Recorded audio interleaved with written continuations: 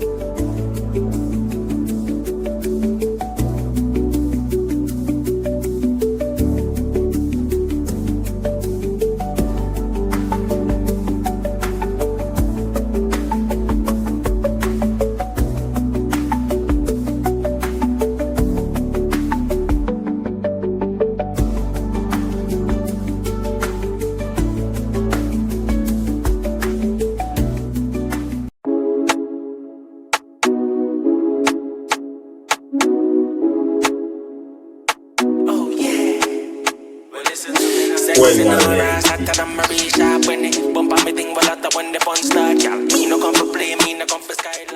are now watching Soca Vibes Sports Podcast. Ready to get it done. She got the wine down to the yard far. So cock it up and put your head by your knee. What's going on, family? Welcome to episode 8 of Soca Vibes in Sports. I'm your host, Mello. I'm here with my two co-hosts, JP, to my far left, and to my far right, Starboy. And we would like to welcome our guest for today, Mr. DG. What's going on, my guy? How are you today? Man, I'm good. I'm glad to be on this podcast. Hopefully I can continue and do great things on this platform, man. You know, this is my first time on here, but I know you guys have something good in store for YouTube and whatever platforms y'all are streaming on, you know. So glad to have y'all. I appreciate that, my guy. Welcome. If you would like to give us a quick introduction of who you are, we may know you, but the audience may not. So can you give us a quick rundown of who is DG? Well, I'm DG. DG stands for Dolphin Gang. Dolphins, they're my favorite team. I'm from South Florida, originally Palm Beach. I used to play football in Palm Beach at a school called Lake Worth. Tried to play some college football, went JUCO, played for 2 years. That didn't work out. Tried out at FIU, then I stopped playing, just focused on school. Okay. Got my degree, and I got my degree in sports management.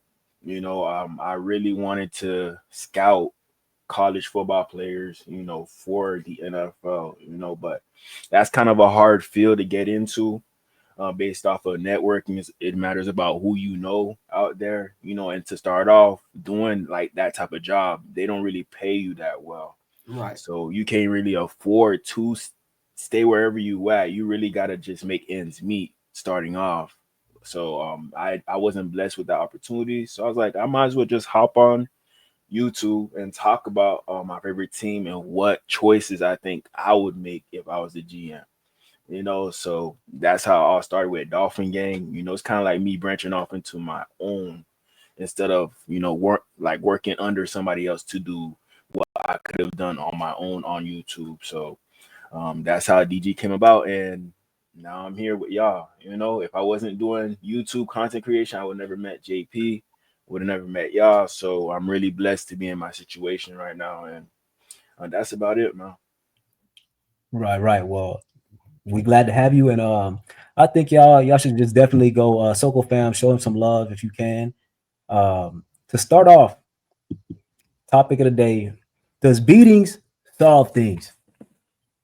Like as a parent, if you was a parent, do you feel like, it's spare the rod, lose the child? Or do you feel like it's more so like it depends on the kid? What's y'all stance on it? We're going to start with you, Starboy. Beating does not solve problems. Now, don't get me wrong. In certain instances, maybe like you should beat the child, but that's not the way. Like being Haitian, like that was the stigma. Like you're gonna get, like, if you got in trouble, you're gonna get a beating. Like there is no talking, there isn't stuff like that.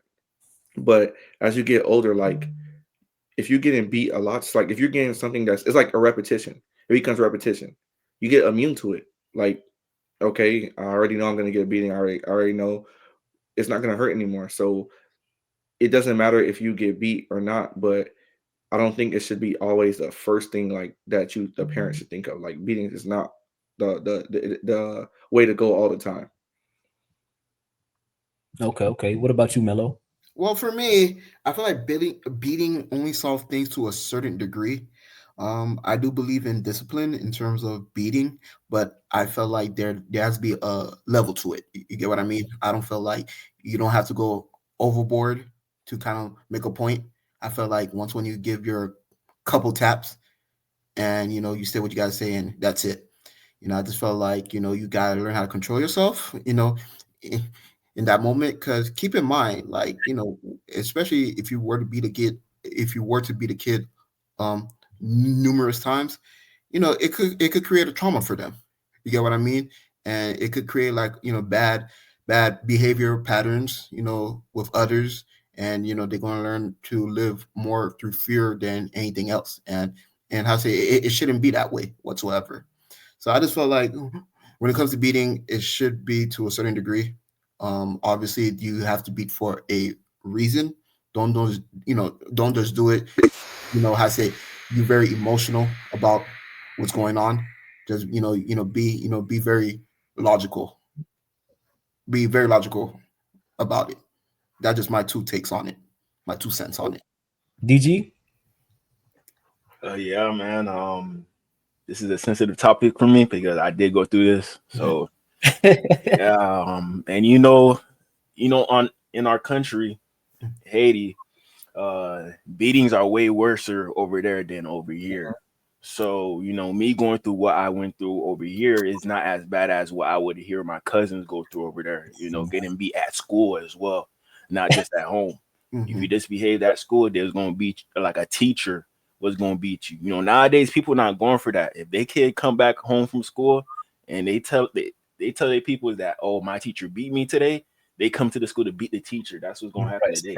But back in the day, that's kind of like a cool thing. And like pre-K, even over here, I did get beating. Like they'll hit my hand, nothing too crazy. But now that's not flying with nobody no more.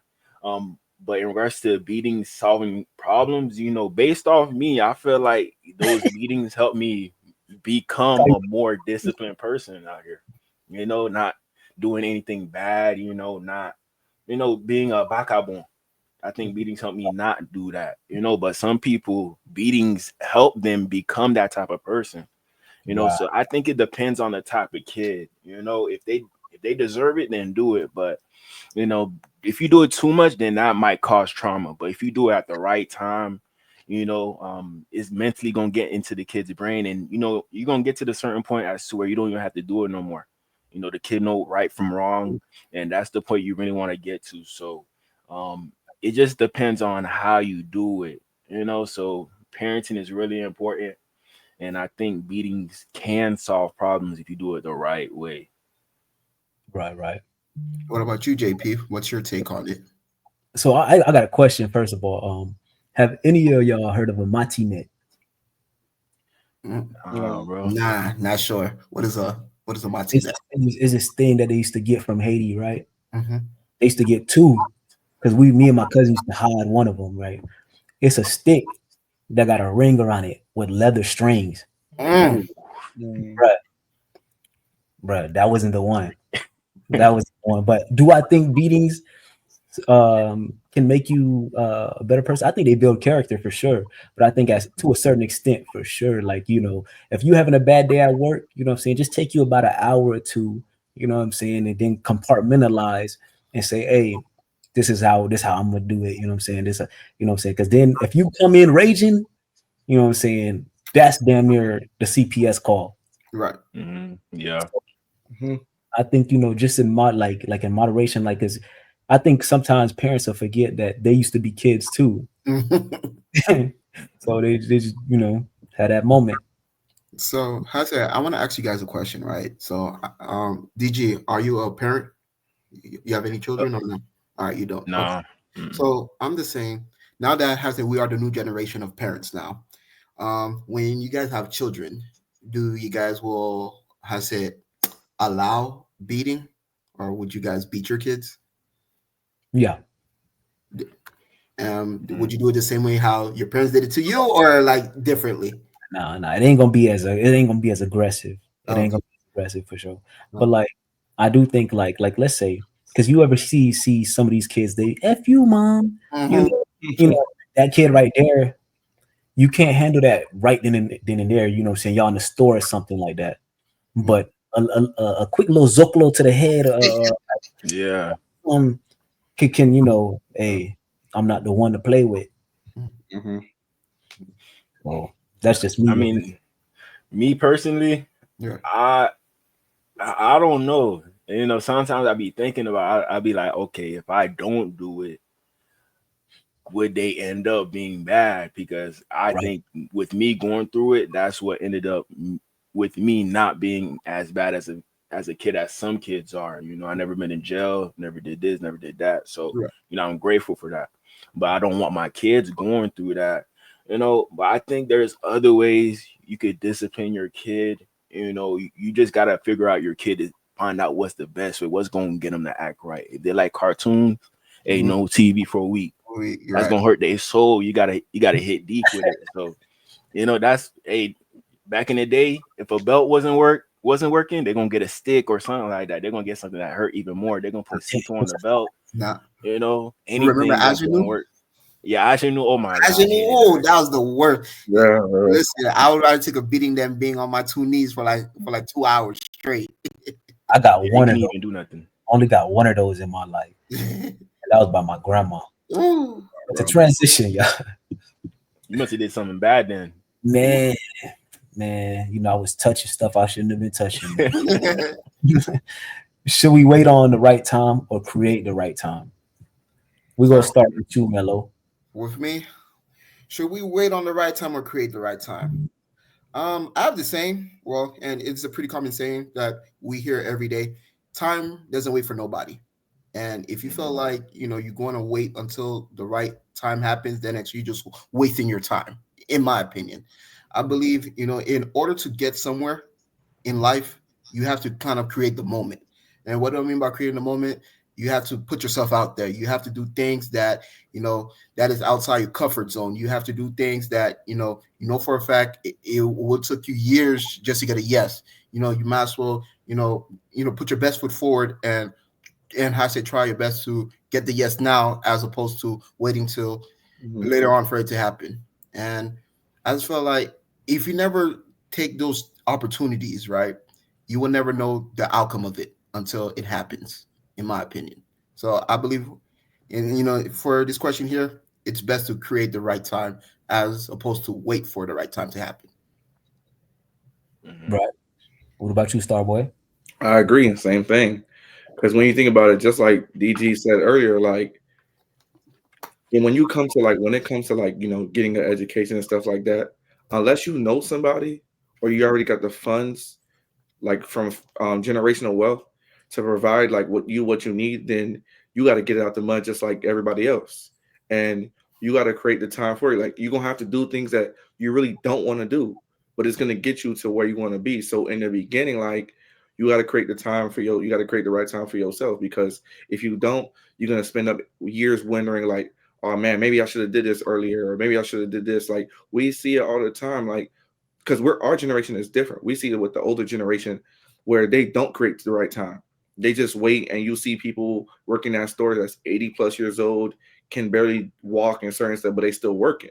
So for us, it's like, yo, we got to create the right time for us, because if we don't create the right time, life is just gonna pass us by. It's like time is the one thing that we cannot get back. That's the one thing we cannot get back. Yeah, money is valuable, but that time is something different. You can't get it back. So I believe you should just create the right time. Okay, DG. True, man. I think you should create the right time if you have the opportunity to. You know, and I view this quote as more so of should you take less risk or more risk? When you're trying to create the right time, you're pretty much taking more risk than you would be comfortable with. You know, if you're willing to be uncomfortable or comfortable with your situation, it just depends on how much risk you're going to take to get in a better situation. So, you know, I live by this every day, I take risk every day, trying to get into a better position, you know, instead of trying to wait around for something to happen for me. Because I know if I just pray for something, that's not going to be enough. You know, I got to put some type of work in. You know, I got to take some type of risk. You know, put my foot in the door to see if something could happen. If I don't try to do anything and I just wait for the right time, maybe it could never happen, even though I pray for it. And that's when you start questioning, like, man, I pray for this all the time, but it just never happens. So, you know, it's kind of like a 50-50 thing. You could pray for it. You still got to put your 2 cents in and take that risk, take that step to create that right time. And maybe that's just that right time that you create. And then boom, you're in a situation as to where everything's happening for you because you took the initiative to take that risk instead of just waiting around for something to happen to you. So, you should create the right time when you see it, when it's like mandatory. You know, don't wait till the last minute. It's all about seizing opportunity. I say, for me, I got to create the right time. My favorite line is like, I got to make something shake. Because essentially, you know what I'm saying, it's always something that's going to present itself to you. And it's crazy because what you was talking about, DG, me and Mello kind of had this conversation on the phone the other day. Oh, about what? Just pretty much like you got to put yourself out there. You know what I'm saying? Yeah. Yeah, you got to take risk. You know, just putting yourself out there. You know, with what I do with the YouTube, I just, you know, I started 2022. I think I forgot the year. I think it was the year that we drafted Jalen Waddle or something like that. 21, you know? I believe. 21, because 12 was 2020. Yeah. Hey, guess yeah. what, DG? This guy's a Jets fan. You a Jet? Come on, man. You got me. You got me. Why you a Jets fan? I need a give him a quick explanation. Give him a quick explanation. A quick explanation, okay. Put like this. It was the year 2009 when we drafted Mark Sanchez. You get what I mean? And that year we kind of over exceeded expectations, and the way that I saw what that team did in their playoff run, you know, upsetting the Colts, upsetting the Bengals, upsetting the Patriots. You get what I mean? So, you know, I was more of a Rex Ryan guy, and I just love the Jets defense. The Jets always had a hard-nosed defense, and I felt like that was like the bread and butter of the team. And, you know, ever since then, I just kept rocking with them, even though we haven't seen any playoff in over 15 years, which is okay. But we will be back. We will be back on the map, though. But, you know, I say out of all the teams in New York, I really like the Jets. I feel like the Jets are more of a stable organization over Buffalo, over the Giants. Yeah, and yeah, just me just talking on my behind. So, but that's how much I love my Jets. You get what I mean? I will go through hell and back for them. Right. You see, the delusion is kind of like he far gone, bro. I try to save him, bro. Where you from, Florida? You from Florida? I'm from Florida. Yeah. And you a Jets fan? I'm a Jets fan. Yeah. Come on, man. Listen, at least Jaguars. I'll be okay with Jaguars. Ew. Small market. That's what you call small market. We're not small market out here, Papo. Big market only. I mean, I do understand because, you know, around that time when Mark Sanchez joined the Jets, the Buffalo Bills weren't established. I think they had Ryan Fitzpatrick at that time. Or That's correct, like yeah. So they weren't that good. So it's understandable. They're pretty much the best team in that upper area. Mm-hmm. So to transition, in your past relationship, how much blame do you place on yourself? Ooh, damn. Yeah, really? Come up with this topic. Please, explain yourself. Okay. So me personally, right? Mm-hmm. I feel like, you know, I'm growing every day as a person. You feel me? I feel like I made some wrong decisions, and you know, I always believe in taking accountability, you know what I'm saying, for my actions. So with this one, I'll say I give myself about 70%. Oh, dang, that's a lot. Damn. Yeah. Damn. The last one, that was like 70%. Wow. But you know, once you hold yourself accountable, then you live stress-free. You can sleep better at night, you know what I'm saying? And you know what to do in your next situation rather than, you know, just kind of going in a situation kind of like willy-nilly and just being like, oh, now I have a certain like do's and don'ts, will and won't, you know what I'm saying, to whatever situation I end up in. So I said, JP, if you don't mind me asking, um, in terms for other guys that are having a hard time finding accountability with themselves, what is one piece of advice you would give them about that? I say like, because anybody can stare at somebody and say, oh, this is what you did wrong, right? Mm-hmm. But at the end of the day, when you look at yourself and you see, like I ask people, can you date yourself? A lot of people, yeah, of course I could date myself, right? But then if you actually had to sit there and date yourself, you'd be like, damn, like I might be selfish, or I might just be like this, I might be like that. You might find some things, some character flaws, and in return is what you put out too. So I feel like now I'm just at that point in my life where I'm like, I just take accountability for everything. Like I don't hold no punches or anything. Like, somebody asks me something, I'll be like, hey, I'm shooting it straight now these days. You feel me? Right. Yeah. What about you, Starboy? In your past relationship, how Hey, much? I don't know who put this question in there, man. Right. Listen. I think I'll probably say 50% of the blame. So 50-50. And the reason why I say that is because, like, in my last relationship, I got into the relationship without fully being ready. Mm. So it was like I just finished, because it's like when you trying to get to where you want to be, you got to start out the mud. So I was doing an internship. What happened with the internship? I'm not getting paid. I couldn't have a regular job because the internship was taking majority of my time. Right. I worked that job like eight or 9 hours a day. Mhm. So, and then I had to work Monday through Sunday. So it was like when I got into a relationship, it's like, yeah, I'm paying for everything, but after I'm paying for everything, I don't got no money for me. Because when you're a man, like, you don't want the woman to see if you don't got it or not. You know what I'm saying? You're gonna do whatever you can to make the relationship do good and not have your woman stressed out about like money or stuff like that. So when it came to the date, I make things happen. Of course, I got the money to pay for the date, not asking her for no money or nothing like that. But it just ended up hurting me in the long run in terms of like there were certain times where it's like, yo, I don't have enough money for me or to do certain things. And it's like, it also became an issue where I learned like never to share too much in a relationship in terms of like when you try to be open with a woman and you tell her what's going on. Like if you say, hey babe, like listen, I got money, but maybe I don't got like we can't do like something extravagant this week. That end up being sometimes turned against you. So I learned like, yo, if I got something going on, I'm gonna just deal with it the way I deal with it. That's just how I see it.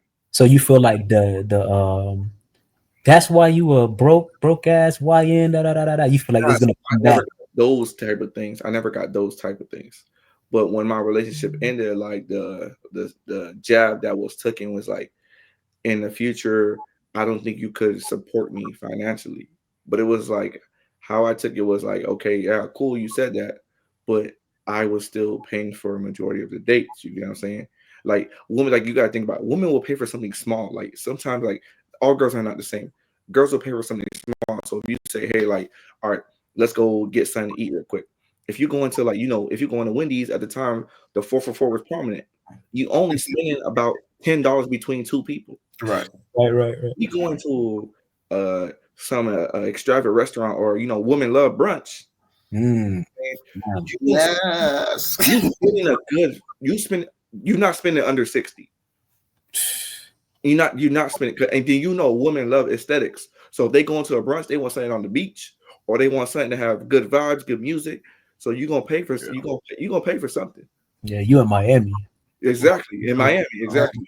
You're gonna pay a good price in Miami. Listen, I just went last week. Just went out to eat.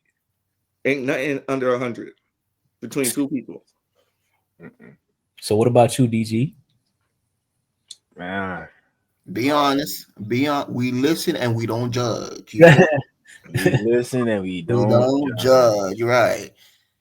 Man, I'd say I put 40 on me. 40% is more so on them. Just to kick off on what you guys said, I feel like with women in the US, they're more materialistic than, the type of person you are. You know, so if I'm unable to provide materialistically, you know, I'm gonna try to be the best person that I can be to you. Mhm. So Mhm. you can't really worry about what I could or could not do for you. You know, so like every man has a certain stage in their life, and there's a certain female that they require in that certain stage. You know, but it's very rare to find a female that you could find in all stages, and it will be the right one. You know, if you're a top tier male, different females are going to be attracted to you compared to when nobody really knew about you.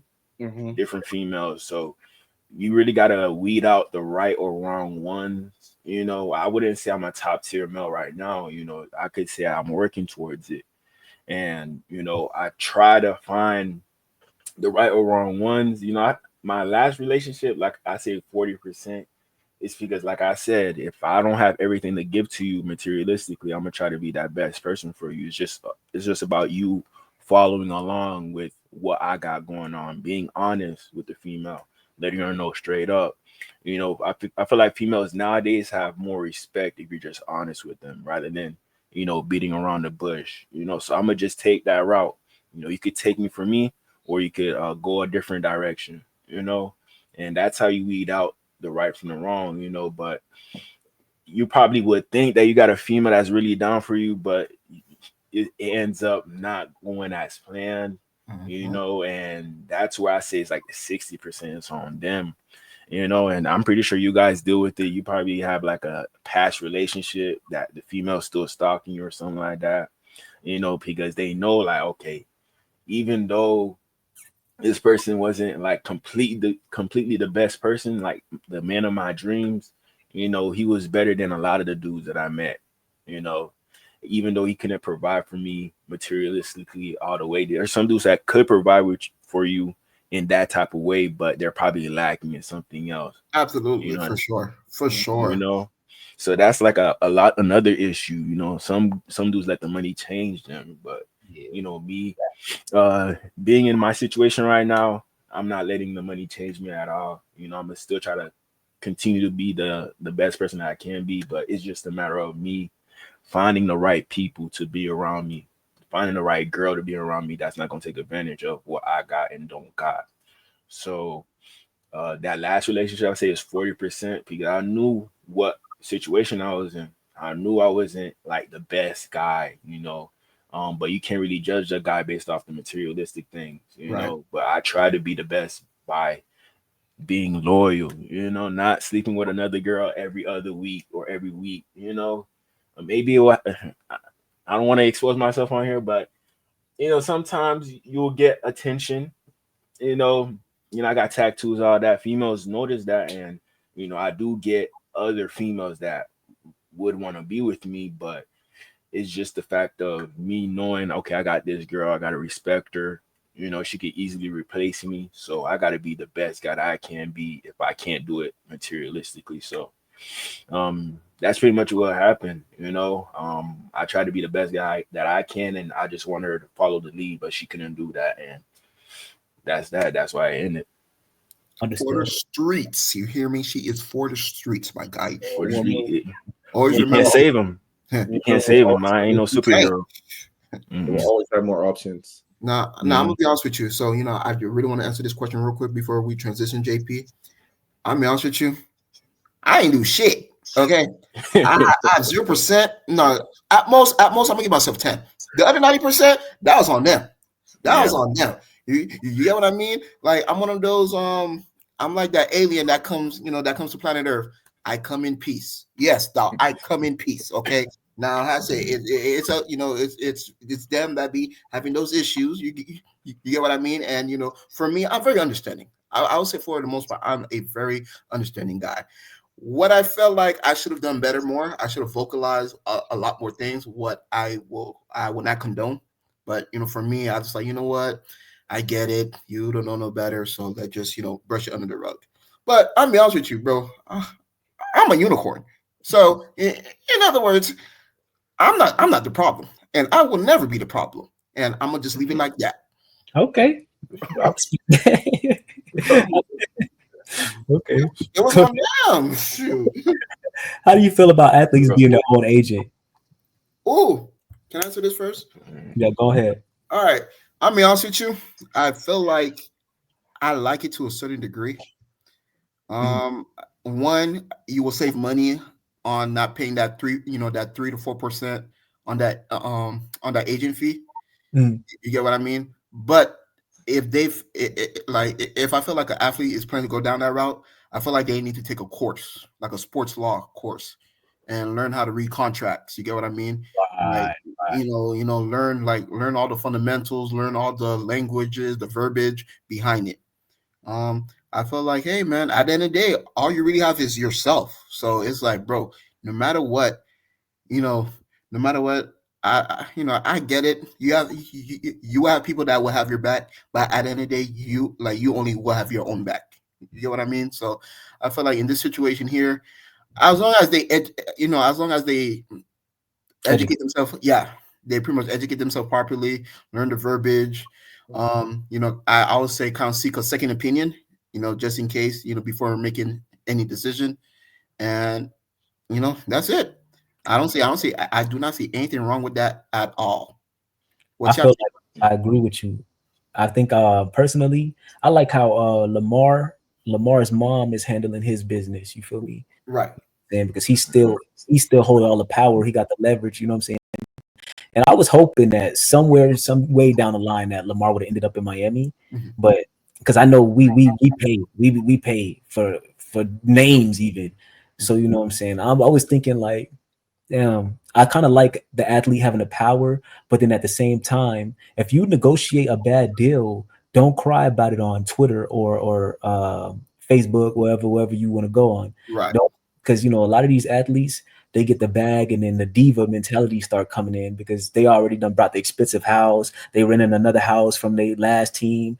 You know what I'm saying? And it's like your funds and finances are being allocated into cars, money, clothes, hoes. Right. When I think there should be a balance. Some people are smart with their money and they parlay it into like we was having last episode, a conversation about like 100,000 or 100 acres.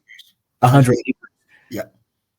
And a lot of us said, oh, well, Mello right here said we'll take the 100,000, right? Which, like I said, I don't fault him for doing, because if somebody put a briefcase in you, they crack open the briefcase like this, you're gonna be like, damn, And he said he'll parlay that 100,000 and buy some more acreage. So I get it, but I would take the acreage and then parlay that into more than 100,000. So it's just how the business side is done, and they gotta pretty much be like sharks when it comes to the room, because a lot of the owners, they're not gonna respect you when you step into the room, but they're gonna talk to the agent and be like, he's aging, what I'm saying, he's lost a step, what I'm saying, and he doesn't have this going on, what I'm saying, and his contract is way too much for us to take on, what I'm saying, because the team is always gonna do what's in the best interest of them. So why not you take the power back as an athlete, Absolutely. So we'll leave the floor open for Starboy. Hey, listen, man, this is amazing. The best decision that athletes ever made. Hey, listen, take out that 3 to 4% or 2 to 5% that you pay that agent and bet on yourself, man. Do it yourself. When you take somebody like, when you just said, JP, you take somebody like Lamar, and then SGA just dropped his agent. Yep. I was about to bring that up. Go ahead. So you take like, now I feel like athletes can be their own agent, but it's to a certain extent. The play gonna speak for itself. It's gonna speak for itself. Now, if you are aging athlete, I think you might need an agent. If you're like injury prone, that type of thing, then you might need an agent. But if you balling and you at the top of your game, what do I need an agent for? Because guess what? The money that I'm gonna get is not based upon you talking to the team. It's not gonna do anything. It's me, because guess what? When SGA goes out, when he goes out and he gets a first team All NBA, he should be first team All NBA. Oh, for sure. He gets that that's an incentive for in his contract. The agent isn't doing none of that. So let me ask you this: when it comes to endorsements, right? Do you think that's what a drop off could be? Like, let's say Nike is trying to get at you, but at the same time you so focused on your on the court things that like you not having an agent, you could run yourself thin. It's not. To a certain extent, yeah, but I also don't think so because it's like, all right, if a certain company really wants you, then they're willing to work out a deal with you. Like you got to think about like, okay, SGA is kind of different because he's not American. So, but if you take somebody like Ant, he doesn't need an agent. Now he's not I'm not saying he's not smart, but Ant is young. He's 22, 23. So he's not really trying to study the ins and outs of sports law. But if you really think about it, what deal he can't get right now? But wouldn't that be the time to do it though? What now? Like rather than his later on in his career, he's unknowledgeable about like stuff like that. Wouldn't it right now be the time? Right now would be the perfect time. But you got to think about it. How many agents are like a Rich Paul that even after the game is over, still check on you or still care for you? How many agents really like that? Because guess what? When you pay that 2 to 5%, guess what? My money, I'm good because you're not the only client that I have. Right. Every agent has more than one client. So you're not the only client I have. So I'm getting money from you and I'm getting money from other people too. Like I got to worry about the business side because guess what? Sometimes you take what's his name? I think it's Terry Rozier. Yeah. You're supposed to get a bag. You talking about Dennis Schroeder? You talking about Dennis Schroeder? No, my bad. Sorry, Dennis Schroeder. Yeah, Schroeder. I don't know what happened. I don't know what his agent did. He wasn't injured, but he did not get that bag. His career. He left the Lakers, right? Yeah. Once he left the Lakers, he betted on himself, but he didn't know his real value. So he took less elsewhere, and he couldn't go back to go collect that bag. But the Lakers offered him $80 million. Right. No, actually 90, I think. But the agent thought he could get more money somewhere else. And that did not happen. Yeah. Then wasn't he out for like the league for like a year or two, I believe? Then it took him a while to kind of took him a while to get back into rhythm. That's crazy. The timing is everything when it comes to that bag. If somebody throws some numbers at you, that's why I don't fault Melo for saying 100,000. But if somebody throws some numbers, this was the stipulation with that last question: 100,000, right, or 1,000 acres. But you get the acres, the thousand acres, then following year. But you could take that 100,000 right then and there. So timing is everything. Like me personally, I would still take the acreage because I'm looking off into the future. Right. But at the same time, tomorrow's not promised. So what you think about that, DG? About athletes being their own agent? I mean, sometimes in life, when you're not too knowledgeable about something, you're just gonna hire somebody to do it for you. There's a lot of stuff in life as to where society, we're doing less and we're hiring somebody to do more. We got Ubers now. We got robots now doing for us now. So you go to Walmart, we don't have people in there. We have actual like self-checkout places to buy stuff. So there's less people wanting to take the initiative to do stuff on their own, and they're just gonna hire somebody else. It's fully understandable. Companies, they're making more money. The company is the athlete, pretty much. They're the business, and there's a lot of money going towards them, and they have to be smart about where they're allocating the money towards. They're gonna have to build a team around them.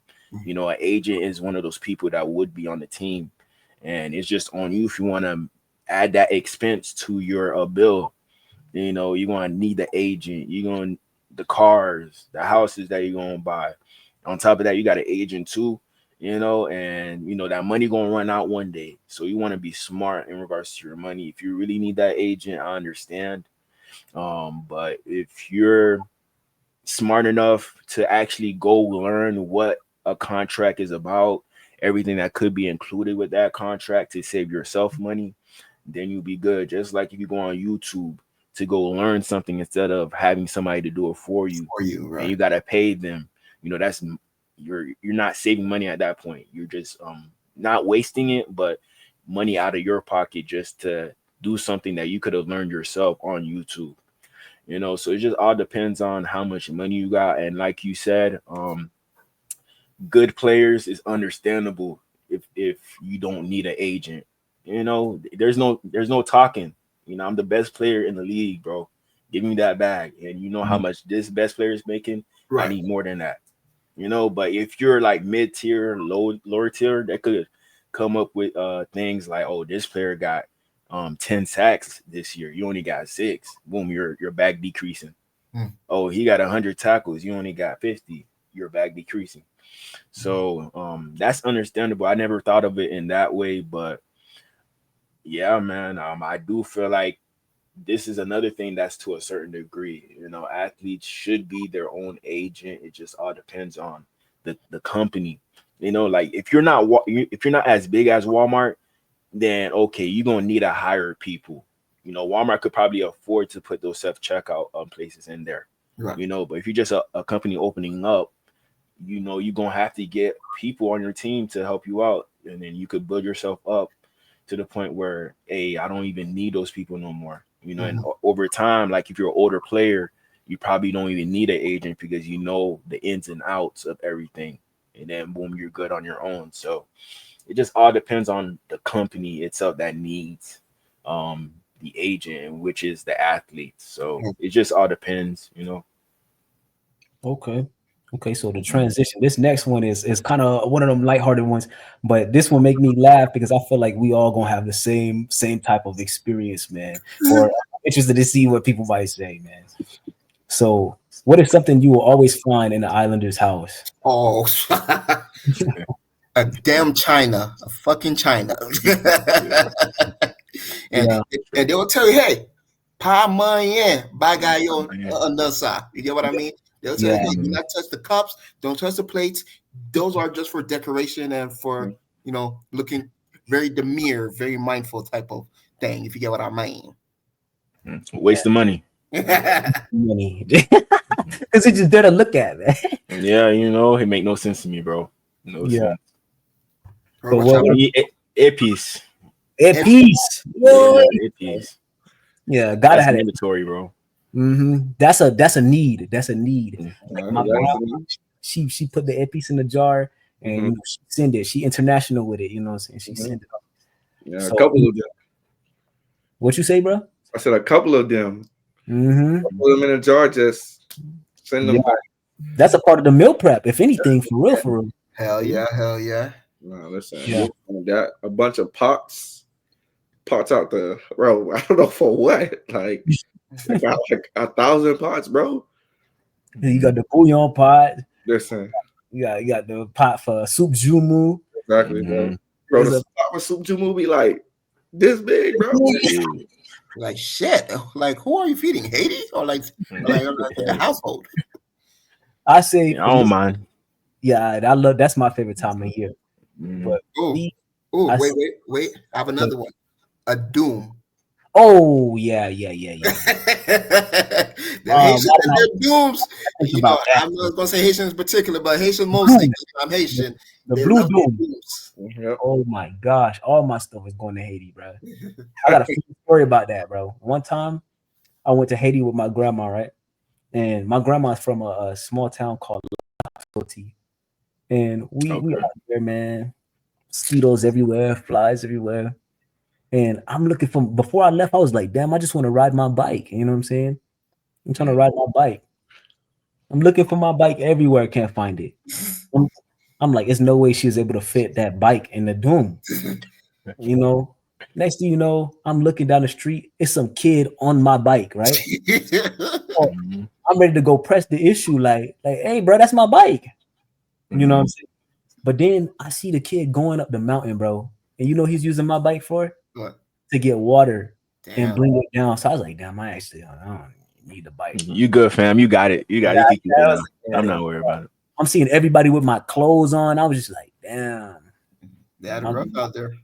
Man. And then I couldn't keep shoes. She be like, you only got 2 feet. But hey, it makes sense once I went out there and I was like, damn, this shit crazy. But what I will say is I think it's the plastic couch for me. Oh, man. Plastic couch. Or the little thing, the little laminate, little fruit on the fridge. Yeah. That one right there. True Haitian household, man. Or the bead curtain. Yes. Right before you walk. I never had. I feel like my household had that back in the day. Now I feel like Haitians are becoming more modernized as organization is. We're going into a new era where technology is changing, everything is changing around you. So Haitians are slowly like treading towards what was like newer to us back in the day when we had the beads in the house, the plastic. You know, I don't have the plastic no more. I don't have the beads no more. So my mom coming along slowly, but there's still some stuff that she don't understand still, you know, but it is what it is. You can't force a Haitian to learn how to use an iPhone, something with no buttons. You know, it's just like it's second nature to them. I don't know, man. I'll tell you this: the minute you start trying to show them how to work their phone, bro, you are the new tech guy. Yeah, Yeah. the new IT guy. You the IT guy, man. So yeah, I just they think you know everything. Mhm. Yeah. I be lying. I ain't gonna lie to y'all boys. I be lying. I be like, nah, I don't know how to do it. But you know, in the back of my mind, like, yeah, I know how to do it, but I don't want to teach you. Then you're gonna keep bugging me every freaking time for it. I had a grandma, right? You know, I remember like she was pretty much up in age. I would say 50s, 60s, right? And I guess someone had introduced her to Facebook. Oh my God. Bro, she want to know how to use Facebook, how to change your profile, how to add people, how to deactivate, how to mix that. I'm just like, bro. Then when WhatsApp came about, oh my God, man. Man, them islanders. I'm not going to say Haitians in particular, but them islanders. If you know, you know. They love their WhatsApp. Yeah, that's all the scammers in Nigeria too, man. Right. That's where WhatsApp. Everybody on there. You have WhatsApp? I got too much of my cousins, my aunties on there, so I can't be on the same thing with Facebook. I got too much of my family members overseas. You know, you post one picture and you look decently rich, they hitting you up. Oh, Bama teacup. Okay. Come on, Ella. Yeah, exactly, bro. I hate that, bro. I'm like, you know, I go on Facebook every year or so often, you know, WhatsApp, you could just message me on my phone if you got my number. That's it. Right. You know, and WhatsApp take up so much space on your phone. So it's just, I don't got time for it. Bro, one of the kids from the village, one time, we was exchanging information. So he got the mailing address. He was asking me questions like, do you own a gold watch? I said, you already know what type of timing he was about to be on. Yeah, I'm like, nah, buddy. Hey, listen, man. He about to get you. Yeah. He was trying to finagle. So my next question is, what do you appreciate the most about yourself? And we can start with you, Starboy. Just pretty much hard work, man. Hard work gets you to where you want to be. Still like, you know, still got stuff I'm, you know, achieving to do, but like just like DG said earlier, like learning not to just sit back and wait for something to happen. You got to make things happen on your own. You know, just those type of things. Like in the biggest, like I would say in the last like couple of months, like I did a lot of things for myself that I'm like proud of the most. And I just appreciate like where things are going, like in terms of, you know, this podcast, you know, personal training, like everything that I'm doing, like seeing like, you know, sports is my passion. Like every kid had a hoop dream or a football dream. So seeing that, okay, yeah, I wasn't able to make it to where I wanted to be sports wise, but still talking about it or still being around it, like it's nothing better than that. Mm-hmm. It's just a slight redirect. Definitely a slight redirect. So I'll say for me, what I appreciate about myself is my ability to communicate. I feel like I have no problem talking to people, getting to know people, you know, and I feel like you said, Starboy, is not about what you know, is who you know. So I think that'll be it for me. Really, just the ability to communicate. DG.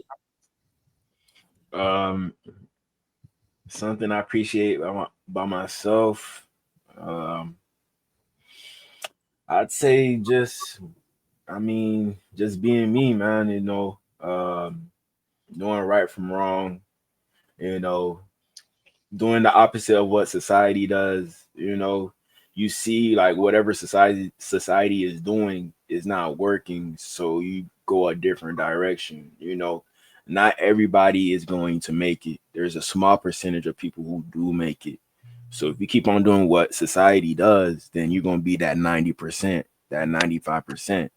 I'm still trying to chase to be that 5%, but it's that chase that makes people not want to be that 5%, that 6% that actually do make it. So I appreciate the fact that I'm still trying to chase to try to be that 6% instead of trying to be average and just settle with what life has to offer. I know there's more to offer, so I'm still trying to chase it. I know some people that gave up, but they could be in a circumstance as to where something made them give up. Maybe they had a kid early, or maybe they got arrested that messed up their situation in regards to getting a job. Everybody have their situations, but thankfully enough, I haven't been in any situations that could like hinder me from still chasing my dreams, no matter what the situation is. So I think I appreciate that about myself the most. Okay. And Melo? Mellow for 3. On a serious note, man, what I truly appreciate about myself the most is kind of seeking the help that I needed, especially when it came to my mentals. You know, back in the days, always put others before me. I was a people pleaser. Uh, I kind of lost myself throughout the process. You know what I mean? And just going through therapy, learning the value of, putting myself first, loving myself, appreciating myself, appreciating just every single thing about myself. It just learned like, hey, man, I'm a unicorn, and I'm not trying to be funny about it. Like in terms of like, I'm the prize, I'm special, bro. And, I should never make anyone make me feel any different, any less of who I am. You get what I mean? And definitely shout out to my therapist, Dr. McCullough. If you're watching this, just giving you another special shout out. Boop, boop, boop. No, but I said, she really helped me a lot on how to navigate life, how to handle people, how to handle situations. You get what I mean? And it really helped me a lot. It shaped me, where I'm at right now. And one of the main things before I became a father was I cannot bring in the same. I can't let history repeat. I can let history repeat itself with my son. You get what I mean? Want to create those good habits, those good boundaries with my son, those healthy relationships. And, I say it all started with me. And, once we went going to therapy and, going to therapy, man, it really unlocked like a lot of things. You're like, shit, I really put myself in like a blunder for like a very long time. And just kind of overcoming those moments, it really helped me out a lot. And I just learned for one not to take shit from people respectfully. Number two, have to put myself first, man. Because at the end of the day, people will put themselves first, and they're going to put you last. You get what I mean? So it's like, why not just put yourself first for the time being, and at least that you do what you had to do to pretty much make yourself happy, and to also make it happen for yourself. And that's pretty much it, man. Just trying to say, just seeking the help that I needed, and how to overcoming those those dark moments in my life. Okay. So, did we touch? Did we touch on you, DG? We did. Oh, yeah, we did. Yeah. Oh, so the next one is what's worse, work issues or at home issues, man? Uh, Ooh, I'll be honest with you. I don't give a fuck what happens at the job. Respectfully, I don't. I feel like home, because home is somewhere where you go to every day. You get what I mean? And you're going to encounter those problems. Work issues is something that you just bypass and you just go on about your business. But if the work issues is like that, especially if it's with your partner, and if it's an issue that this is going to prolong, like a situation that's going to prolong itself, then it becomes bad. And if it's not resolved in a timely manner, then it's just dead weight carrying on. That's just okay, that's what I have for now. What okay. y'all boys say? Anybody? It froze on. I think it's home, man.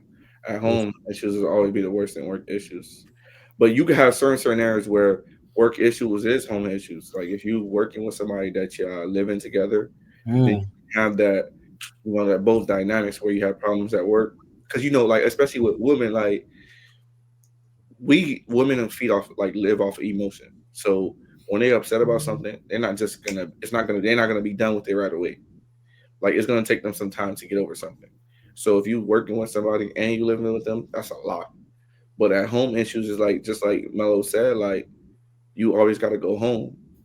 So you're gonna see like those issues are just gonna be there every single day, and it's like it's gonna mentally drain you. Like, bro, it's like sometimes like when you like I don't know if y'all boys ever got to a point where it was like, yo, like sometimes bro, I just don't like being home, bro, because it's always something like always something happens or there's always something you got to deal with. Like there's not just like a sense of peace where you can just relax, come home, chill, or do something. It's like I'm pretty sure when y'all boys was younger, like when you young, when you trying to chill at home, like sometimes you get up, gotta clean this, gotta do this, gotta do like doesn't matter if you had a good day or a bad day. It's just like even at work, you might have sometimes had a bad day at work. When I come home, just chill, relax, and then you can't.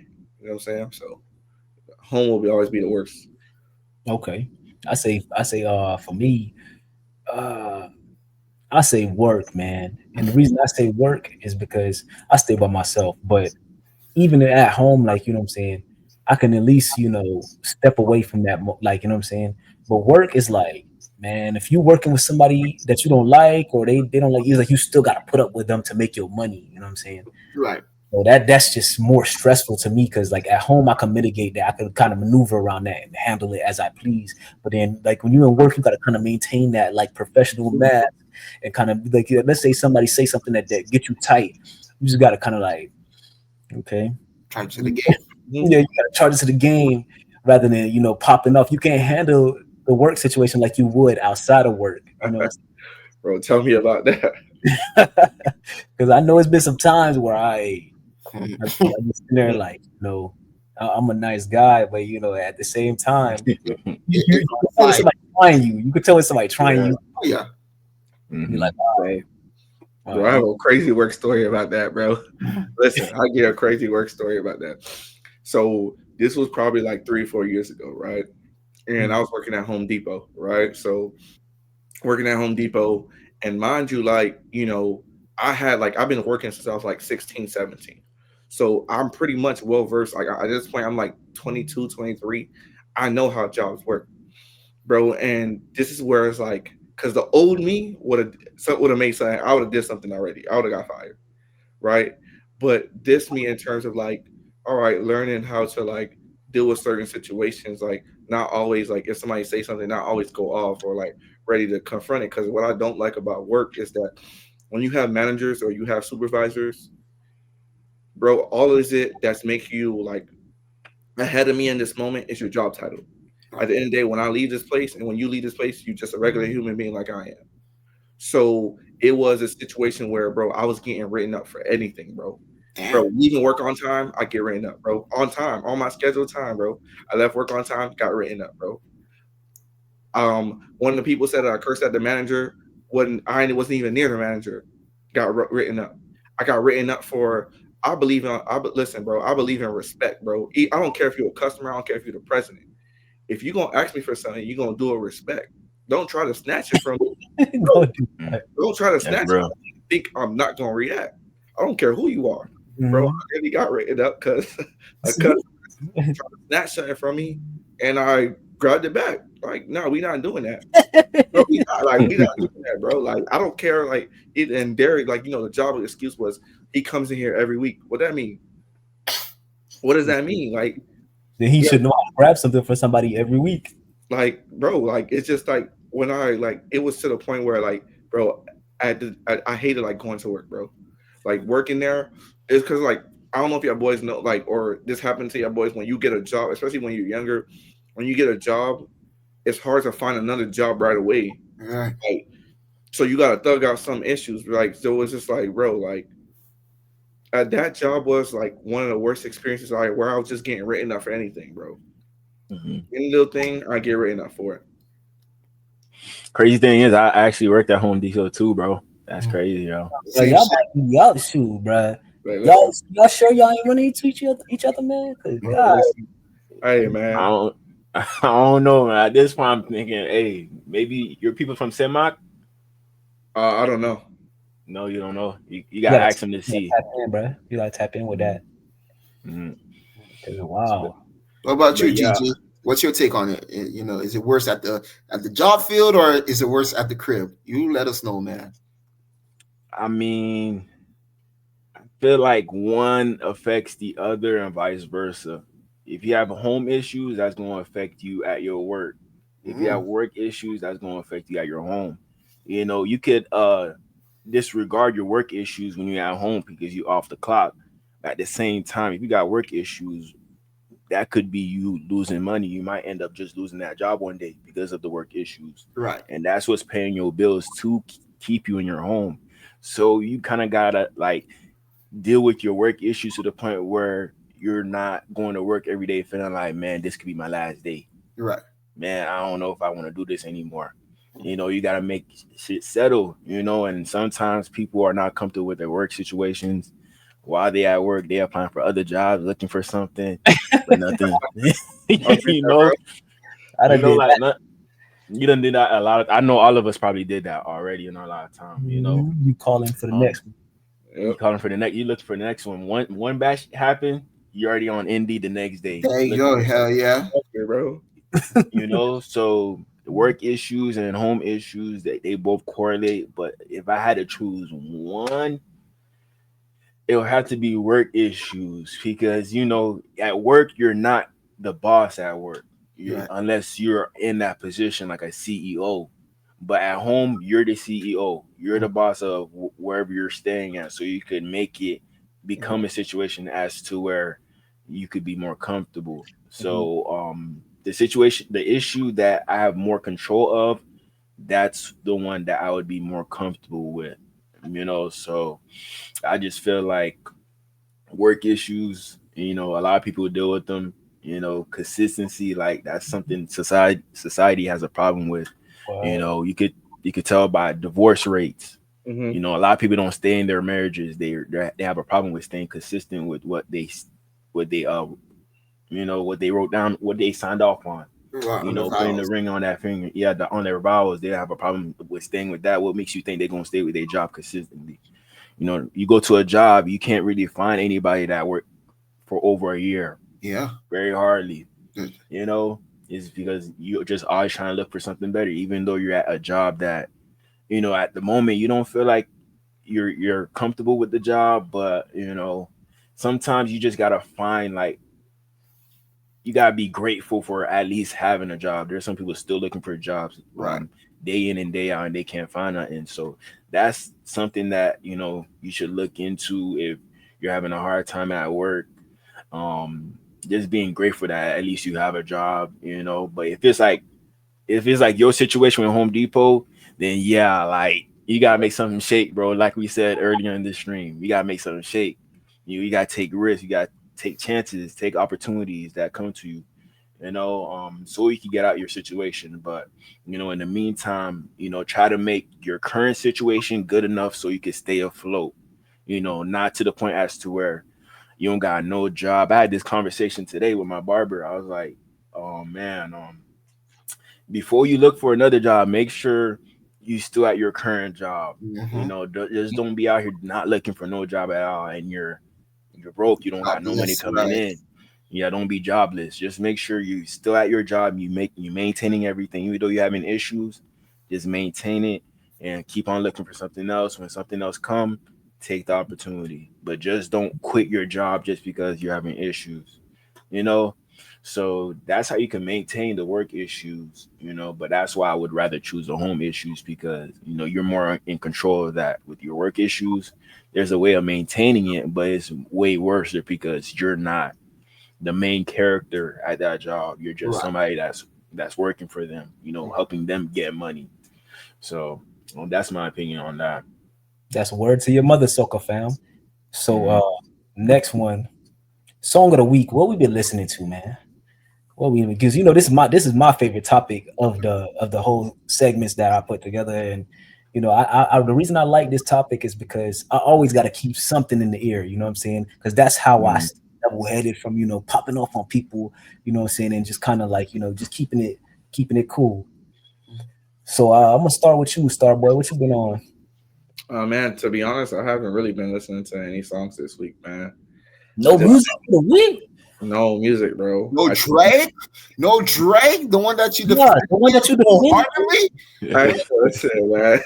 I defended him because he was right, bro. So check this out, Starboy. Yeah. We got Don the Don back on the show because Don the Don had an opposing argument with you, and I feel like y'all was Stephen A. and Skip that thing. Yeah, Skip Bayless that day. I gotta be Stephen A. I gotta be Stephen A. Then. Well, yeah, as low whoever you decide to be, man. Hey man, that's a good one. Hey man, I go with evidence, man. Evidence. Okay, so you feel like you got the supporting argument. So yeah, make sure you give Don the Don a call one of these days. I'm definitely gonna give Don the Don. If you're watching this, bro, I'll be hitting your line this week, bro. Answer your phone. Thanks, bro. But for me, my song of the week, it's Carnival. It's Carnival weekend out in Trinidad. Shout out to everybody that's in Trinidad right now enjoying Carnival. One day will reach. I will fully reach Trinidad. But the song of the week I've been listening to is Bungie Garland, Carry It. It's a new song that he created this year. I love the rhythm behind it. I love the message that in his music. It gives me life, gives me energy every time when I listen to it while working out or just listen to it just casually. I believe that he's going to win Road March this year. That's all I have to say. Okay, so for me, man, I've been listening to this guy. He from Haiti. His name is AOE. And he got a song called Yeah, and that one I've been bumping that one, dog. Talking about had a car speaker on 31 to be exact. Like that thing cranked up in the whip. But that's been the one. I've been trying to listen to a little bit of Haitian music, and then I'll go back to my Afro beats. Of course, Mr. Easy. You can't miss with Mr. Easy. Hell yeah. I like switch it up sometime. Because I'm in Texas, so I'll be switching up. Sometimes I throw a little country in there. You know what I'm saying? Just catch a vibe real quick. How far country you going though? Bro, shoot. Stopping point. What's my stopping point? Like artist wise, yeah. Oh shoot, I like a little bit of everybody. My favorite group right now is called Midland. They got a song called Drinking Problem. I like that one. You know what I'm saying? Just when I'm just trying to catch a vibe. I don't drink too much, but when I do drink, you know what I'm saying, I like to sit back and listen to a little country. At first, I did not like country, y'all boys. I'm talking about I moved out here. I was like, come on, bro, I can't take this. But then once you kind of like get acclimated, you know what I'm saying, you might learn a little two-step or two, you know what I'm saying? Everything is A-okay, bro. It introduced you to a different audience, if that makes sense. So yeah, I say just I'll probably send one of y'all a country song one of these days, man. Y'all gonna be like, what the hell is this? I mean, one thing about country, they're starting to implement more rap, hip hop into it, so bringing all genres together. Same thing with rock. You see NBA YoungBoy painting his fingernails black, just like Marilyn Monroe. Monroe or Manson, something. Paca Consai, our parents, we're not going to accept of that, but Paca born Louisiana, right? So that's the trend. That's the trend they're heading in. I would never do that. A lot of people are doing that. But I understand, like, they're just trying to do what other genres are doing, and sometimes when you do that, you might not like it, but there's a certain person that will like it and attract to that artist if they just do this certain trend.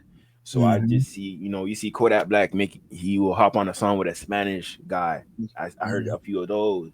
Country, it's kind of, you're a good artist if you're able to be versatile in that fashion. So, I feel like with music, a lot of, mixture of everything is starting to happen instead of artists just sticking to one lane. And maybe music is saturated to the point where artists like, I got to figure out something else.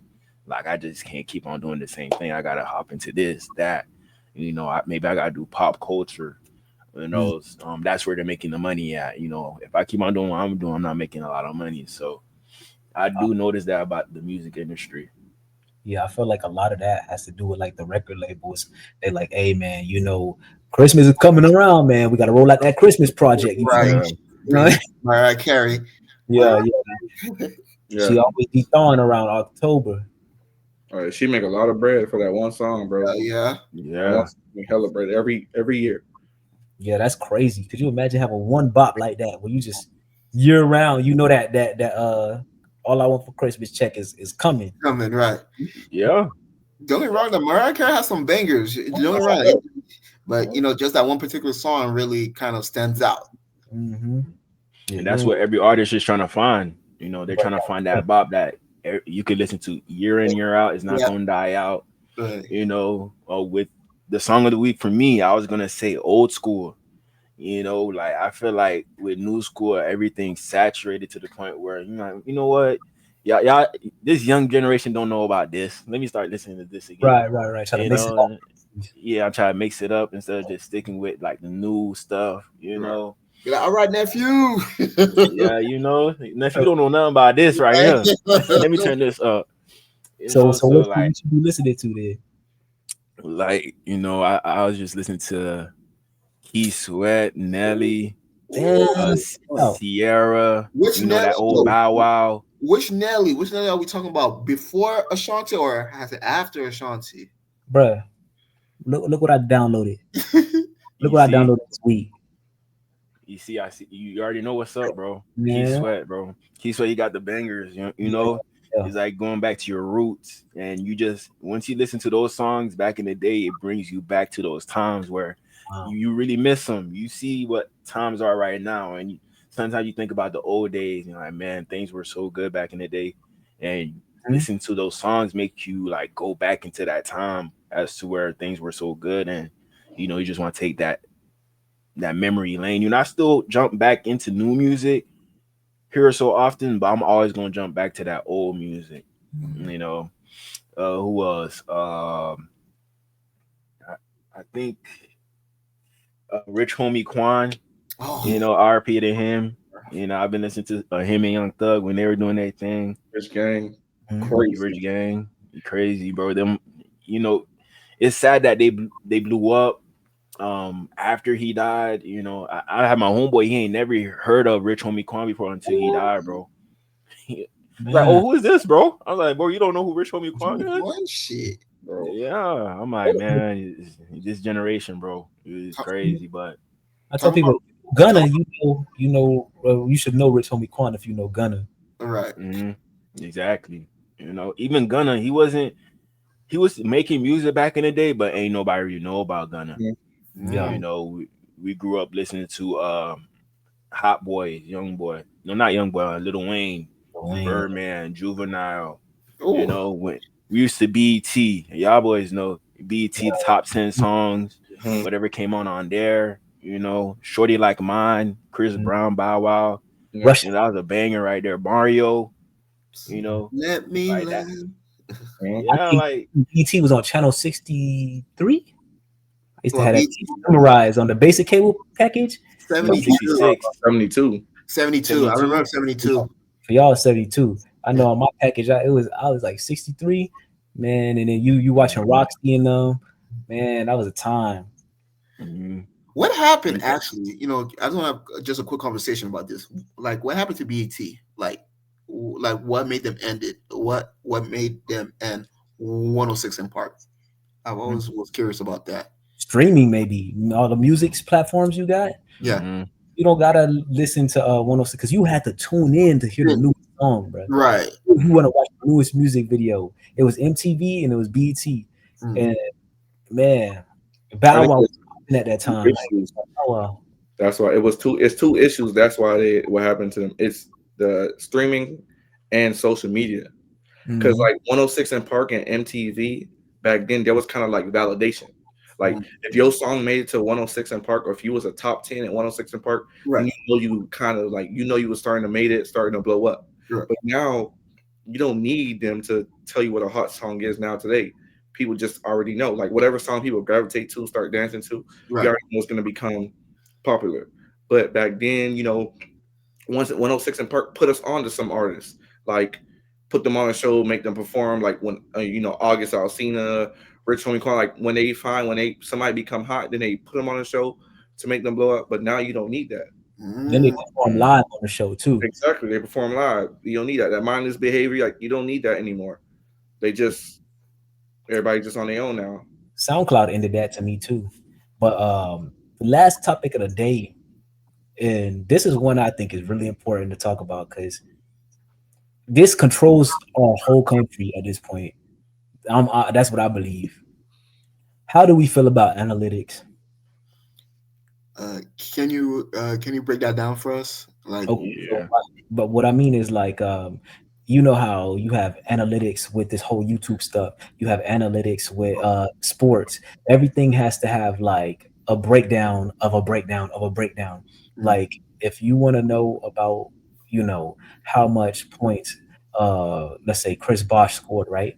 And then they got analytics that could compare Chris Bosh to the next greatest power forward and who made who better. And it's like a chart to everything. And it just keeps on going more in depth, in depth, in depth. So how do y'all feel about analytics? And do you feel like analytics might have changed sports? Because like instead of I'm gonna give an example that really hit home for y'all. I'm a Dolphins fan. Mike McDaniels, 3rd-and-1. The analytics might have told him to throw the ball, right? When all he had to do is use the running back to run for that extra yard. right. Mm-hmm. So I'm like how do y'all feel about analytics? And we gonna start with you, Mello.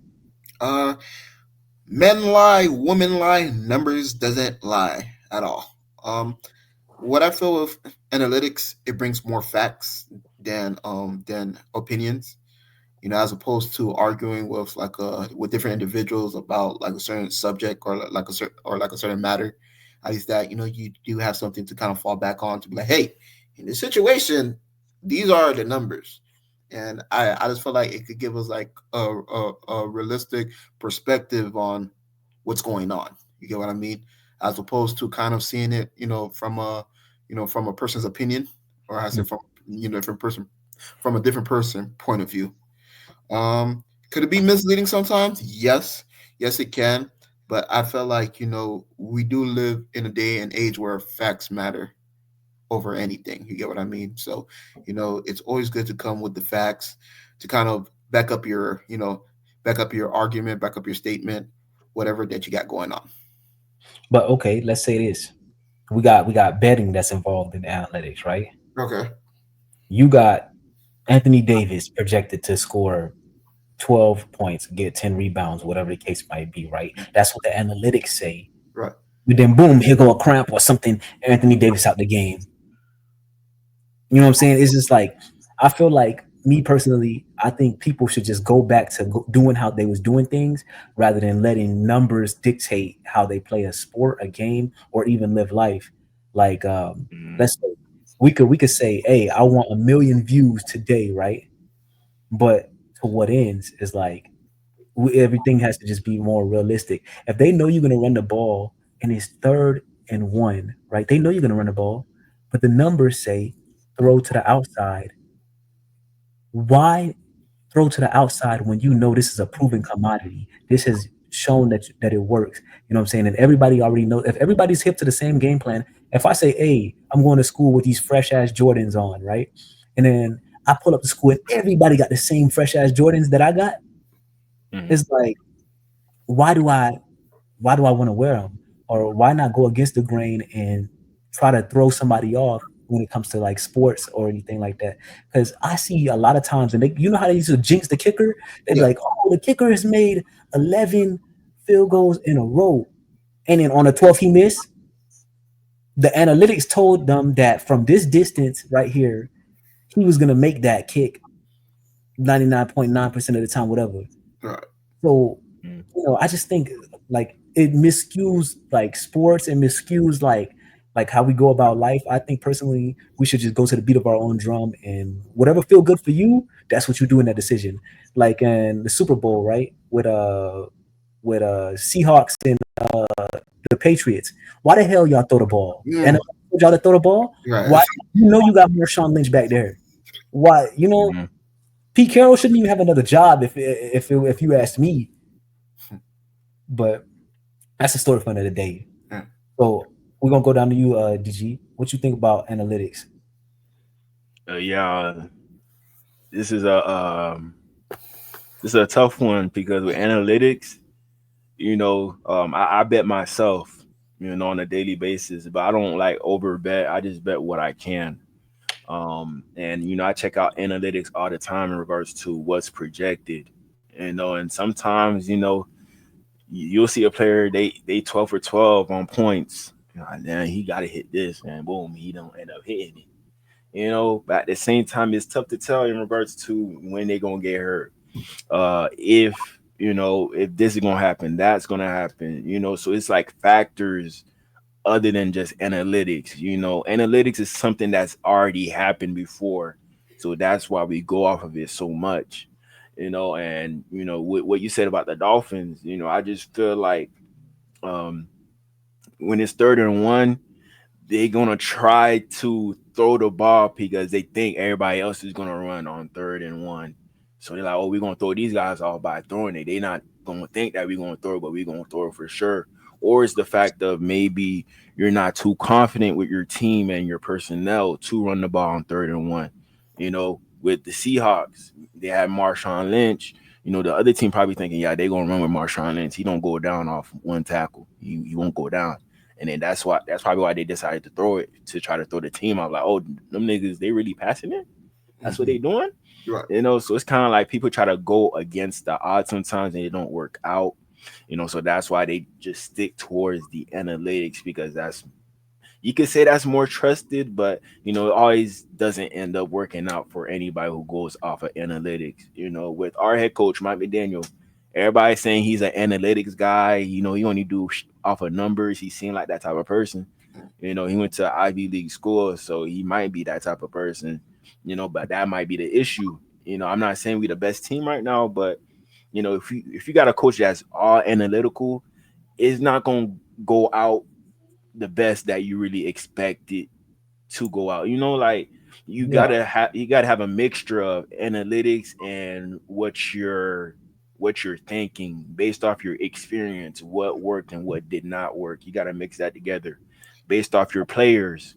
If every team running on 3rd and 1, do you have the players to run on 3rd and 1 as well? You gotta really do it in that way, and that's what separates the good coaches in the NFL and the bad ones, the ones who are not multi-dimensional in regards to what they're good at, with the analytics or it just being what they know. So with analytics, I like looking at them, but I'm not gonna let that be the only thing that I use to determine if this is gonna happen or if that's gonna happen. And then in life in general, they say 6%, like I told y'all before, 6% of people make it, 94% of people don't make it. I'm not gonna let analytics tell me like, hey, I'm not gonna make it too, because 96%, that's the amount of people that don't make it. Right. I'm gonna fight against that odd, because that 6%, they did something to get to that point, and I'm gonna continue to do that to get to that 6%, and I'm not gonna just go off of analytics. I'm gonna go off my gut feeling, what I really want, and I'm gonna just go against analytics, the stats. That's what I'm gonna do. Right. It's like a glass full, glass empty approach. Now, what about you, Starboy? Analytics, bro, it's misleading, completely misleading, especially when you think about it. Like, just think about what happened this year. The Eagles won a Super Bowl off of rushing. That's how they won. That's how they got to the Super Bowl.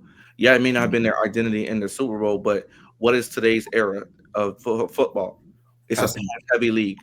Running backs are devalued. But guess what? How did the Eagles get to the Super Bowl? The run game. Run game.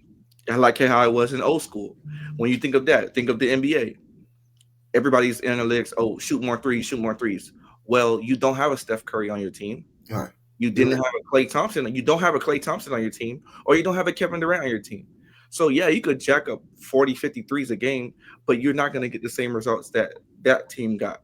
So it just, like, to me, analytics are misleading. Like, you have to do what works for you. What personnel do you have? When it comes to sports, like, even betting too, like I bet sometimes, but the problem where analytics. Like if I don't know, let's say the player's game, then I may look at the analytics. But if it's a player that I know, I don't look at the analytics. I just go off the team they're playing.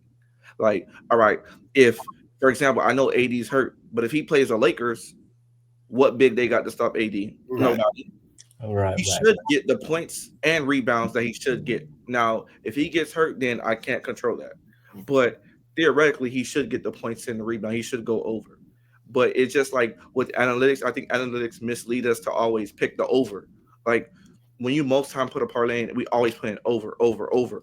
Like not sometimes go under. Right. Exactly, because like I mostly don't go under, but if you go like you get more money if you're going over. Right. But it's just like when it comes to analytics, I think it messed up a lot of things. Like you can use analytics for some things. Like if you looked at something like to help you as far as in like YouTube or podcasting, stuff like that. Yeah, you could look at it. But when it comes to sports, analytics is terrible. You look at all these coaches, you take the Mike McDaniels, you take a bunch of coaches, you take the Pete Carrolls, you take a bunch of them that use analytics, and look where it got them. Got you like you can't even play ball right. Like if something works, stick to what works. Just like the Eagles, think about this, right? The tush push works. Yeah. So they're gonna stick to it. No matter what the league say or what any other team say, it works. So they stuck to the tush push. Like at the end of the day, it's like, there's different things you can do to get better in all types of things, but you just have to see what you have and what you don't have. At the analytics, if you have the personnel for the analytics, by all means, go ahead. But if you don't like just take the Dolphins. Like I know you guys are Dolphins fan. I'm sorry, right? But it's just like, bro, like you don't even have the personnel. Like you have the personnel talent wise, but it's not even about the personnel. It's about you don't even have you just need to change the QB and then you'll be better. You know what I'm saying? Like just change that. Like think about this, right? Just even analytics, right? If you took Tua from where he is right now and put a Lamar behind center, oh my! He changed the whole dynamics of the game. I'm talking about they would be a dynasty. Like take all the same players and just change the quarterback. Like you don't even need analytics because he can extend plays. He can open there's certain players that can open a bunch of analytics where. Since Tua is limited, he's not really a mobile quarterback. Analytics going to say, oh, it's 31. If it's 31, Lamar's going for it on 31. Mm-hmm. But with Tua on 31, let's keep him upright. If we don't get the first down, let's just throw it. Let's do something, a quick pass, try to get the first down. And they still run a QB sneak with Tua, bro. Yeah, they're not gonna risk that. That's right there for Tua. That's a concussion easy. Exactly. Already. Yeah. And players afraid to hit them. So I want to ask y'all boys. So does analytics help us, or it doesn't do us no service at all? I'll take this one. I think it helps, but to a certain extent. I think everything that you do should be in moderation. What happens is sometimes some people think they're the smartest guy in the room. Right. So what they do to try to compensate and try to prove themselves right is do the little cute pass to the outside. You know what I'm saying? That I'm talking about. Right. And, everybody in the arena knows 3rd and 1, let's run this ball. But the scheme, if I'm being specific, the scheme that we have outside zone, you know what I'm saying? They're not running in between the tackles. Hell no. We don't got the offensive linemen to do so. Right. So that's just how analytics is like, like you said, 50-50. You trust your mind and then you trust analytics, but never one over the other. Absolutely. Yeah, so that concludes this episode, and man, it was a pleasure, sitting down and talking to y'all, Soko fam, and we appreciate you, DG, for coming on and shooting the shit with us. Really, we'll probably definitely love to have you on again. You know what I'm saying? Whenever. DG, before you go, right? Just a quick question. As a diehard Dolphin fan, what are your expectations heading into this season? Man, bro. For the draft, okay. What are your expectations for the draft? At least. Let's start with the draft coming up. Oh, for the draft. Okay. Okay, I give you both for the draft and the season. So, for the draft, my expectations are, I believe we got the 13th overall pick. So I think that we're probably gonna go O-line or D-line unless like somebody of high value is there at number 13, because the way these people talking about the quarterbacks in this draft class, they might take them earlier than 13, and that's gonna make players fall to us at 13. So I wouldn't be surprised if we see a D-end, a receiver fall to us that the Dolphins will pick, but if nobody is there that we like, then we're probably just gonna go O-line or D-line first round. And then we probably gonna get a quarterback later on in the draft. To back up. Yeah, we're gonna have to attack that right there. But I don't know if any of these quarterbacks is good enough to like give me confidence in regards to them coming in and helping our team. But maybe if a backup quarterback comes in, like let's say Tua gets concussed again, a backup quarterback, and a backup quarterback comes in and he takes his team to the playoffs, then at that point, that's when I'm gonna know Tua was the problem.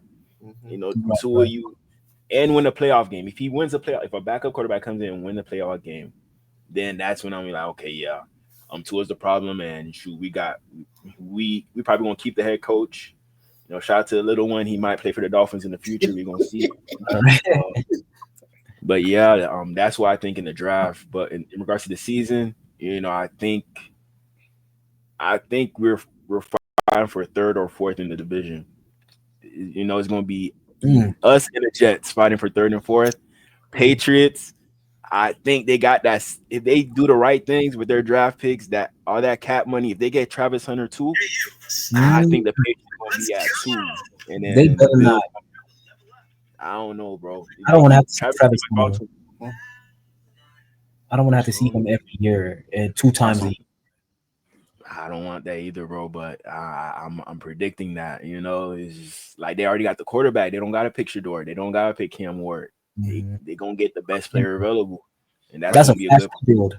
I think it's gonna be hard for Travis Hunter though. If you think so, I think it's gonna be hard for him to play with the Patriots. Any team. I think the Patriots, because if he played with the Patriots, I don't think the Patriots will let him play both sides like that. Exactly, but he can't play for the Patriots if he can't play both sides.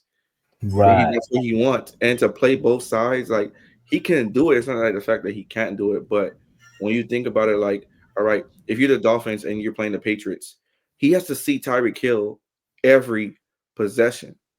And what they're gonna do is target. You're gonna target him because guess what? To play both snaps on both sides, like that's difficult. And to do it against the top, like Tyreek is he's not an AJ Brown. He's not like a Megatron or something like that. Like he's a speedy receiver. Once he get past you, it's basically game over. But they play too high.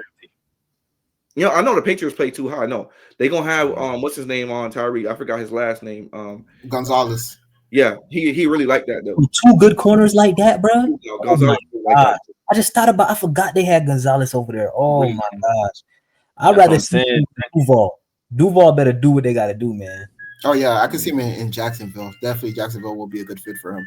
Young head coach. It looks like it's going to be pretty young-minded out there. So, Duval seemed like a good fit for him. So you don't think you don't think he'll slide? You think he's sliding? How far y'all think he's sliding? If he slide? Wow. Damn. He not going past the Raiders at 6. He's not going past the Raiders. That's true. Yeah. Okay. Yeah, I agree. He definitely won't pass the Raiders part. I can see him in Jacksonville. If not Jacksonville, I can see him in a high market team like a New York Giants. Jacksonville. Yeah. They said something about the Sanders boys sliding possibly. If he slides, most likely a team chose Travis Hunter over him. Yeah, but I don't think he's sliding like that far. So you think it's Cam? Who you think is Cam or Shador first? Oh, Cam. I like Cam too. So 1, 2, and then Travis 3, He and should go first. okay. Well, one of them interchangeable. And then you got A D lineman's probably going first. I could see a D lineman going in the top 5. they say this tight end heavy draft. It's only 3 good tight ends, in my opinion. You have the kid from Penn State and Tyler Warren, the other guy from Bowling Green. I forgot his name, so please forgive me, sir. And who's the other one? LSU. Mason Taylor. Bro, they got a bunch of them, dog. But that's a good thing about DG, y'all, Soko fam. He likes to cover players that's up and coming in the draft. So y'all go ahead and tune in to him and see what he has to offer on that end. And I also seen him cover like resort destinations. I thought that was different right there, bro. I peeped that. I said, okay, that's different right there. Next travel plans. Yeah, I don't know. I might hop back on that. It's just YouTube. They be so strict with what you post and stuff like that. I be posting the content y'all like, but I be getting strikes on the back end. And I don't. Some of the videos I post, I don't get money for. I'm monetized, but I don't get money even if I get a lot of views on the videos, bro. So it's kind of like I'm trying to find my way around it. I'm gonna be, I haven't been as consistent as I really wanted to be because YouTube keep on striking me. But I'm trying to see what I can do. That those are the ideas that I be having. I just be thinking about it, but it's just YouTube so strict. That's why I like Twitch, other platforms. More lenient. This is what YouTube wants you to do. This right here. Pure content. You just yourself, just talking or whatever event that you got going on. Just as long as no nudity, no porn, no nothing like that, no profanity, smoking. I be seeing people smoke on YouTube. I'll be wondering what they be doing, but I don't know. They probably already got the following like that, so it's like, yeah, fuck it, y'all can do whatever you want to do. Yeah, probably so. I don't know, but appreciate you for stopping on by, man, and we're gonna go ahead and conclude this episode. Yes, sir. Yeah, DG, man, appreciate you. Yeah, no problem. Y'all boys, hit me up on Instagram, DG Live with 2 E's, so y'all can link up with me on there. Alrighty then. Appreciate you, DG. Appreciate you, man.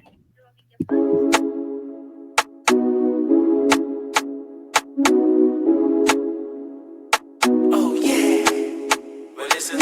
Sexy no rise, hotter than Marie Sharp when it bump on me thing, well, out when the fun start, y'all. Me no come for play, me no come for skylark. You are now watching Soca Vibes Sports Podcast.